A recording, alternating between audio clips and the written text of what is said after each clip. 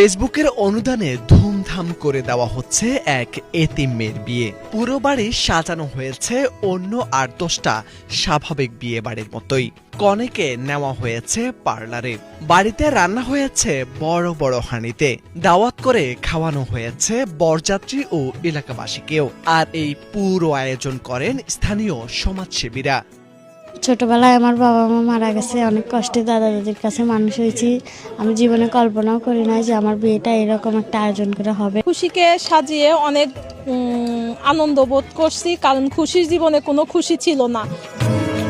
বাবা মাহারা এতিম মেয়ে খুশি খাতুনের জীবনটা ছিল সংগ্রামের আরেক নাম। জন্মের পরপরই বাবা মাকে হারিয়ে বড় হয়েছেন দাদা ওসমান মিয়া আর দাদি মসিরন বিবির স্নেহে। অভাবের সংসারে খাবার জুটলেও ছিল তীব্র কষ্ট। তারপরও নিজের সবটুকু দিয়ে নাতনিকে মানুষ করেছেন বৃদ্ধ দম্পতি। কিন্তু খুশি যখন বিয়ের বয়সে পৌঁছায়, তখন যেন ঠায় দাঁড়িয়ে যায় সব স্বপ্ন।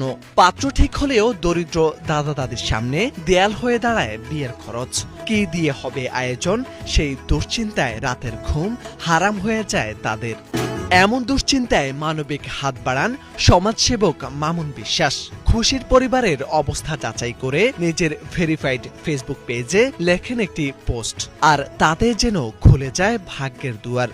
দেশ বিদেশ থেকে ভালোবাসার অনুদান আসে ঝর্ণাধারার মতো। মাত্র একদিনেই জমা হয় ১,৯৬,০০০ টাকা।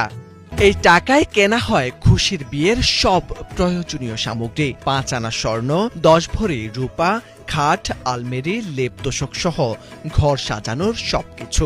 সাজগোজের জন্য নেওয়া হয় বিউটি পার্লারের বিশেষ আয়োজনেও। সব মিলিয়ে স্বপ্নেও ভাবেনি এমন জাঁকজমকপূর্ণ বিয়ে হবে খুশির। আপনারাও সবাই আমাদের জন্য দোয়া করবেন। এই দিন খুশিকে আমি বিয়ে করতেছি, আপনারা দোয়া করবেন, আমার তো সুখে যেতে পারে।